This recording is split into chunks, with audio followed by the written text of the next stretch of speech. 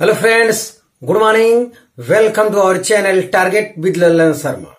Today we will discuss about photoelectric effect. आइए देखते हैं क्वालिटी ऑफ कॉन्सेप्ट। तो फोटोइलेक्ट्रिक इफेक्ट, जब किसी मेटल पर विद्यार्थी स्मॉल वेवलेंथ की लाइट को हम लोग इंसिडेंट करते हैं तो मेटल के सरफेस से इलेक्ट्रॉन निकलने लगते हैं। इसी फिनोमिना को ही कहा जाता है फोटोइलेक्ट्रिक इफेक्ट, और निकलने वाले इलेक्ट्रॉन को फोटो इलेक्ट्रॉन्स कहा जाता है। डिफिनेशन को और क्लियर कर लिया जाए। When a light of small wavelength is incident on a metal surface, electrons are ejected from the metal.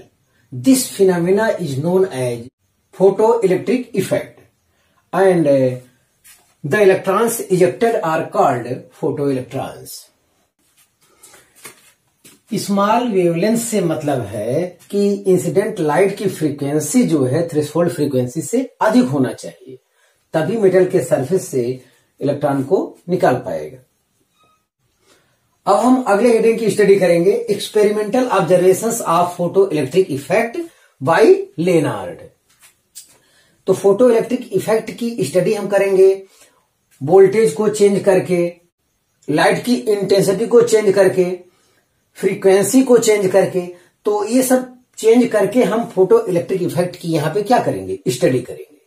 तो उसमें पहला है आपका the effect of potential difference between A and C. First वाले ऑब्जर्वेशन में हम लोग लाइट की फ्रीक्वेंसी और लाइट की इंटेंसिटी को फिक्स्ड माने हैं। जो कुछ चेंज करना है यहां पे वोल्टेज को चेंज करने से क्या होगा, ये चीज आपको बताना है। ये रहा हमारा एक्सपेरिमेंटल ऑब्जर्वेशन का सेटअप।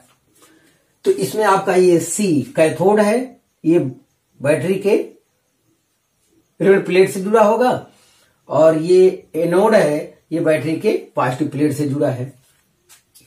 इसे कलेक्टर कहा जाता है और इसे इमीटर कहा जाता है। इमीटर इसलिए क्योंकि यहां से इलेक्ट्रॉन निकलता है, और कलेक्टर इसलिए क्योंकि ये इलेक्ट्रॉन को कलेक्ट करता है। और ये हमारा ट्यूब वैक्यूम ट्यूब है, इसमें एयर नहीं है। तो जाहिर है कि ये वैक्यूम ट्यूब है, प्लेट दूर दूर है, तो जब हम बैटरी से इसे जोड़ देंगे तो इसमें कोई करंट नहीं फ्लो करेगा। लेकिन अब हम इस कैथोड वाले प्लेट पर, नेगेटिव प्लेट पर जो है अल्ट्रावायलेट रेज को इंसिडेंट करेंगे, जिसकी फ्रीक्वेंसी थ्रेशोल्ड फ्रीक्वेंसी से क्या होगी, अधिक होगी।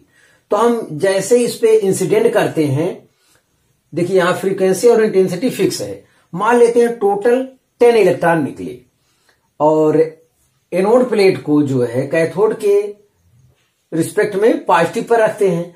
तो मान लेते हैं 10 इलेक्ट्रॉन अगर यहां से निकले होंगे तो 2 इलेक्ट्रॉन यहां पहुंच जाएंगे। तो सर्किट कंप्लीट होने लगेगा, जिसकी वजह से करंट फ्लो करने लगेगा। Current IP, photo electric current flow करने लगेगा। अब हम एनोड प्लेट के पॉजिटिव को धीरे धीरे क्या करते हैं, इंक्रीज करते हैं। तो देखते हैं कि ज्यादा संख्या में इलेक्ट्रॉन पहुंच रहे हैं। जब ज्यादा संख्या में इलेक्ट्रॉन पहुंच रहे हैं, सर्किट कंप्लीट हो रहा है, उसकी वजह से फोटो इलेक्ट्रिक करंट का मान भी क्या करेगा, इंक्रीज करेगा। इंक्रीज करते करते जब 10 के 10 इलेक्ट्रॉन यहां पहुंच गए तो वो फोटो इलेक्ट्रिक करंट जो है अपने मैक्सिमम तक पहुंच गया। इसके बाद भी अगर हम वोल्टेज को इंक्रीज करते हैं तो फोटो इलेक्ट्रिक करंट की वैल्यू बढ़ने वाला नहीं है, क्योंकि जितना इलेक्ट्रॉन यहां से निकला था टोटल का टोटल यहां पहुंच चुका है। ये एनोड प्लेट जो पॉजिटिव था इलेक्ट्रॉन को अट्रैक्ट करता है। तो टोटल जब पहुंच चुके हैं, अब इसके पास इलेक्ट्रॉन ही नहीं है, तो वोल्टेज चाहे जितना बढ़ाओ, सैचुरेशन करंट पर कोई इफेक्ट पड़ने वाला नहीं है। अब इसका उल्टा भी सोचते हैं। अब एनोड प्लेट को सी के रिस्पेक्ट में निगेटिव पोटेंशियल देते हैं, मतलब इसका वोल्टेज धीरे धीरे कम करते हैं। तो धीरे धीरे कम करते हैं तो हम देखते हैं कि करंट की वैल्यू घटने लगती है, और घटते घटते एक स्थिति ऐसी आती है, एनोड प्लेट का एक ऐसा निगेटिव पोटेंशियल होता है जिस पर मैक्सिमम काइनेटिक एनर्जी वाला फोटो इलेक्ट्रॉन भी अब जो है एनोड प्लेट तक नहीं पहुंच पाता है। तो इस निगेटिव पोटेंशियल को कहा जाता है स्टॉपिंग पोटेंशियल। तो stopping potential maximum kinetic energy को भी मेजर करता है, ये चीज ध्यान देना है। अगर अल्ट्रावायलेट रेज जो है एनोड प्लेट पर इंसिडेंट किया गया होता तो यहां से भी इलेक्ट्रॉन निकलेंगे, लेकिन ये नेगेटिव प्लेट होने की वजह से इलेक्ट्रॉन को रिपेल करता है, तो जाहिर है कि फोटो इलेक्ट्रिक करंट यहां नहीं मिलेगा आपको। तो यहां पे ये ध्यान देना है कि हमेशा कैथोड प्लेट पर ही अल्ट्रावायलेट रेज को इंसिडेंट करना है। तो यही कंसेप्ट वर्क फंक्शन के टर्म में भी आप समझ सकते हैं। जैसे ही कैथोड प्लेट का वर्क फंक्शन है 4 इलेक्ट्रॉन वोल्ट, तो जो आप लाइट इंसिडेंट करेंगे वो 4 इलेक्ट्रॉन वोल्ट से अधिक एनर्जी का होना चाहिए, तभी जो है कैथोड से आपका इलेक्ट्रॉन निकल पाएगा। तो ये भी एक समझने का तरीका है। फ्रीक्वेंसी के टर्म में, वर्क फंक्शन के टर्म में, सब कंसेप्ट वही है। एक चीज और, अल्ट्रावायलेट रेज की फ्रीक्वेंसी अगर थ्रेशोल्ड फ्रीक्वेंसी से कम हो गया तो यहां से फोटो इलेक्ट्रॉन का इमिशन नहीं होगा। ये बताता है कि लाइट जो है वेव थ्योरी को सपोर्ट नहीं करता, बल्कि पार्टिकल नेचर ऑफ लाइट को सपोर्ट करता है।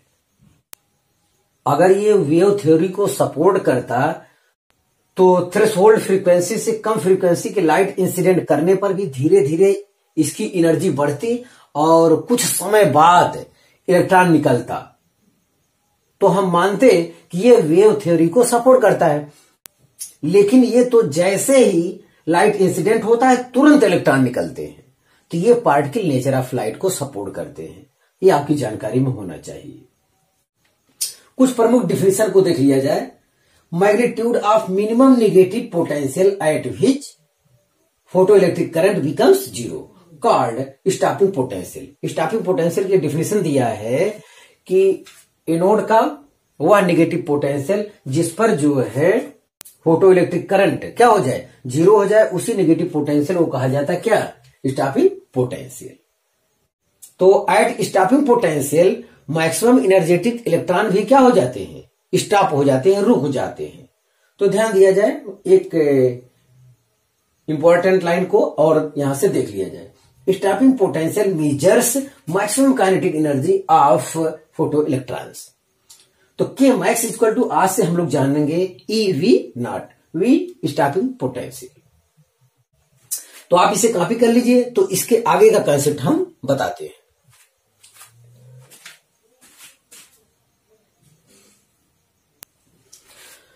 हाँ विद्यार्थी, आगे का कंसेप्ट देखा जाए, experimental observation of photo electric effect के तहत दूसरा हम लोग करेंगे effect of intensity of light. तो इसमें जो है स्टॉपिंग पोटेंशियल और फ्रीक्वेंसी फिक्स्ड है, तब क्या होगा, जो लाइट आ रही है उसकी फ्रीक्वेंसी फिक्स्ड है, स्टॉपिंग पोटेंशियल फिक्स्ड है, तब क्या होगा। अब हमें जो इंक्रीज करना है यहां पे या चेंज करना है वो intensity of light. Intensity of light का मतलब होता है डेंसिटी ऑफ लाइट। लाइट की इंटेंसिटी को 2 टाइम्स कर दिए। जब 2 टाइम्स कर दिए तो पहले मान लेते हैं कि 10 इलेक्ट्रॉन निकले थे, अब अगर इंटेंसिटी को 2 टाइम्स कर दिए तो अब 20 इलेक्ट्रॉन निकलेंगे कैथोड प्लेट से। जब 20 इलेक्ट्रॉन निकलेंगे तो ज्यादा इलेक्ट्रॉन एनोड प्लेट तक पहुंचेंगे, तो करंट भी क्या हो जाएगा, 2 टाइम्स हो जाएगा। इंटेंसिटी 3 टाइम्स कर दिया जाए तो 3 टाइम्स इलेक्ट्रॉन यहां से निकलेंगे, तो पहले कंपैरिजन में 3 गुना इलेक्ट्रॉन जो है आपके एनोड प्लेट तक पहुंचेंगे, तो करंट भी 3 टाइम्स हो जाएगा। मतलब डायरेक्टली प्रोपोर्शनल होता है। इंटेंसिटी इंक्रीज करेंगे तो फोटो इलेक्ट्रिक करंट भी क्या होगा, इंक्रीज करेगा। इंटेंसिटी इंक्रीज करेंगे तो फोटो इलेक्ट्रिक करंट इंक्रीज करेगा। यस, तो यही चीज इसमें होता है। तो यहां पे देख लिया जाए concept, the photoelectric current और the rate of emission of photo electrons is directly proportional to the intensity of the incident light. जो लाइट इंसिडेंट हो रहा है कैथोड प्लेट पर, उसकी इंटेंसिटी जितनी ज्यादा होगी उतनी ज्यादा यहां से इलेक्ट्रॉन का इमिशन होगा, या आप करंट के टर्म में भी बोल सकते हैं, उतना ज्यादा करंट फ्लो करेगा। यस, फर्स्ट केस में इंटेंसिटी मान लेते हैं 10 इलेक्ट्रॉन वाला रहेगा तो करंट इतना मिला। अब की इंटेंसिटी 2 टाइम्स हो गया तो मान लेते हैं 20 इलेक्ट्रॉन निकला होगा, तो अब की बार करंट इतना मिलेगा। थर्ड एक्सपेरिमेंट में आप 3 टाइम्स इंटेंसिटी कर दिए तो करंट इतना हो गया। यस, तो ये ग्राफ भी उसको रिप्रेजेंट करता है। स्टॉपिंग पोटेंशियल हमारा क्या है, कांस्टेंट है। तो इंटेंसिटी इंक्रीज करने से हमारा फोटो इलेक्ट्रिक करंट इंक्रीज करता है, डायरेक्टली प्रोपोर्शनल होता है। ये चीज यहां पे हम समझ पाए। इस पॉइंट को क्लियर कर लिया जाए। द स्टॉपिंग पोटेंशियल और the maximum kinetic energy of the photo electrons does not depend upon the intensity of the incident light.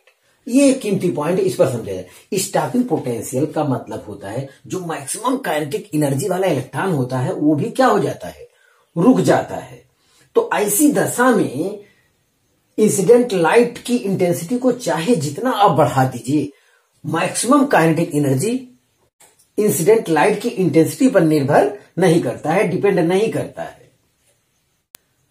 तो इंटेंसिटी से रिलेटेड इतना कांसेप्ट है। अब हम फ्रीक्वेंसी की चर्चा करेंगे, तो आप इसे कॉपी कर लीजिए।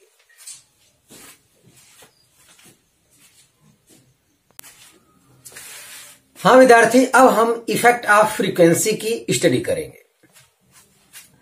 तो यहां पे देखा जाए, जिस स्टॉपिंग पोटेंशियल पर मैक्सिमम काइनेटिक एनर्जी वाला इलेक्ट्रॉन भी रुक जाता है, उस दशा में यदि इंसिडेंट लाइट की फ्रीक्वेंसी को बढ़ा दिया जाए तो फिर वो इलेक्ट्रॉन एनोड प्लेट तक पहुंच जाता है, फिर करंट बहने लगता है।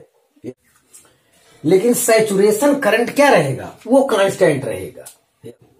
एनोड प्लेट का निगेटिव पोटेंशियल और इंक्रीज कर दिया जाए तो ये वाला केस हो जाएगा। ग्राफ में देखें -V02, तो और इंक्रीज कर गया। फिर जो इंसिडेंट लाइट है उसकी फ्रीक्वेंसी को और बढ़ा दिया जाए, तो और बढ़ा दिया जाए तो फिर करंट फ्लो करने लगता है, फिर सैचुरेशन करंट तक पहुंच सकता है। उसके लिए भी स्टॉपिंग पोटेंशियल होगा। स्टॉपिंग पोटेंशियल निगेटिव वैल्यू और बढ़ा दिया जाए इसका एनोड वाले का, तो और ज्यादा बढ़ा दिया जाए तो फिर करंट 0 हो जाएगा। अब फिर इंसिडेंट लाइट की फ्रीक्वेंसी को और बढ़ा दिया जाए, और बढ़ा दिया जाए तो फिर करंट फ्लो करने लगता है। तो इसका मतलब ये है the maximum kinetic energy of the photo electrons increases as the frequency of the incident light increases. देखिए, मैक्सिमम काइनेटिक एनर्जी जो है फोटो इलेक्ट्रॉन की, वो इंटेंसिटी ऑफ लाइट पर डिपेंड तो नहीं करता, लेकिन इंसिडेंट लाइट की फ्रीक्वेंसी पर डिपेंड करता है। ये चीज आपको ध्यान देना है। यहां ग्राफ समझ लिया जाए, ये स्टॉपिंग पोटेंशियल है और ये फ्रीक्वेंसी है। थ्रेशोल्ड फ्रीक्वेंसी की दशा में स्टॉपिंग पोटेंशियल क्या होगा, 0 होगा। अब थ्रेशोल्ड फ्रीक्वेंसी से जब ज्यादा फ्रीक्वेंसी होगी तब स्टॉपिंग पोटेंशियल का मान बढ़ता चला जाएगा। यस, वही यहां पे किया गया है। तो यहां पे बताया गया है कि ν3 ये वाली फ्रीक्वेंसी सबसे ज्यादा है और ν2 उससे कम है, ν1 सबसे कम है, और सैचुरेशन करंट ये कांस्टेंट है। ये पोटेंशियल और फोटो करंट के बीच ग्राफ है। एक और पॉइंट है, यहां पे टाइम लैग लिखा है। तो विद्यार्थी, जैसे ही लाइट इंसिडेंट करता है तुरंत इलेक्ट्रॉन निकलने लगते हैं, तो इनके बीच कोई टाइम लैग नहीं होता, कोई टाइम इंटरवल नहीं होता है। तो ये बताता है कि लाइट जो है पार्टिकल नेचर को सपोर्ट करता है। तो ये जितना कॉन्सेप्ट है सभी जो है पार्टिकल नेचर को ही सपोर्ट करता है, जिसका आगे चलकर एक्सप्लेनेशन आइंस्टीन ने किया है फोटॉन के कॉन्सेप्ट से। तो आप इसे कॉपी कर लीजिए।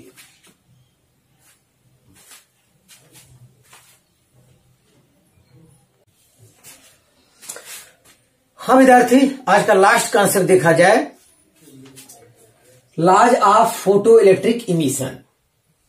तो ये कॉन्सेप्ट हम लोग पढ़ चुके हैं, बस सीरियल से हमें दोबारा लिखना और पढ़ना है, समझना है, और बोर्ड लेवल पे ये बहुत जरूरी होता है। तो laws of photo electric emission के तहत पहला पॉइंट है जो कि हम लोग पढ़ चुके हैं, the rate of emission of photo electrons is directly proportional to the intensity of the incident light. तो फोटो इलेक्ट्रॉन का जो इमिशन है वो इंसिडेंट ऑफ लाइट की इंटेंसिटी पर डिपेंड करता है। मतलब इंटेंसिटी के क्या होता है, डायरेक्ट प्रोपोर्शनल होता है। इंटेंसिटी ज्यादा तो ज्यादा फोटो इलेक्ट्रॉन का इमिशन होगा। दूसरा पॉइंट देखा जाए, the maximum kinetic energy of photo electrons does not depend upon the intensity of the incident light. जो स्टॉपिंग पोटेंशियल पर मैक्सिमम काइनेटिक एनर्जी वाला इलेक्ट्रॉन होता है, उस दशा में अगर इंटेंसिटी ऑफ लाइट को कितना भी इंक्रीज कर दिया जाए, मैक्सिमम काइनेटिक एनर्जी पर कोई इफेक्ट नहीं पड़ता है। मतलब उस दशा में करंट फ्लो नहीं करेगा। तीसरा पॉइंट देखा जाए, the maximum kinetic energy of photo electrons increases as the frequency of the incident light increases. Photo electron की maximum kinetic energy incident light की फ्रीक्वेंसी पर डिपेंड करता है। स्टॉपिंग पोटेंशियल पर जो फोटो इलेक्ट्रॉन की मैक्सिमम काइनेटिक एनर्जी होती है, वो जो है इंसिडेंट लाइट की फ्रीक्वेंसी पर डिपेंड करता है। ये आपकी जानकारी में होना चाहिए। और उस दशा में करंट फ्लो करने लगता है। चौथा पॉइंट देखा जाए, the frequency of the incident light is below a certain lowest value then no photo electron is emitted from the metal. और इस लोएस्ट वैल्यू को कहा जाता है थ्रेशोल्ड फ्रीक्वेंसी। अगर इंसिडेंट लाइट की फ्रीक्वेंसी थ्रेशोल्ड फ्रीक्वेंसी से कम है तो किसी भी फोटो इलेक्ट्रॉन का इमिशन नहीं होगा। यस, ये कंसेप्ट बताता है कि particle nature of light correct है, ध्यान दिया जाए, और वेव नेचर ऑफ लाइट के अगेंस्ट है। लास्ट पॉइंट देखा जाए, there is no time lag between incident of light and emission of electron. तो जैसे ही लाइट इंसिडेंट होता है मेटल के सरफेस पर, तुरंत इलेक्ट्रॉन निकलते हैं। इनके बीच कोई टाइम लैग नहीं है। ये भी कंसेप्ट ये बताता है कि वेव नेचर ऑफ लाइट का विरोध करता है, जबकि पार्टिकल नेचर ऑफ लाइट का सपोर्ट करता है। तो आप इसे कॉपी कर लीजिए। हाँ विद्यार्थी, आज बस इतना ही। आप मेहनत से पढ़ाई करते रहें। All the very best.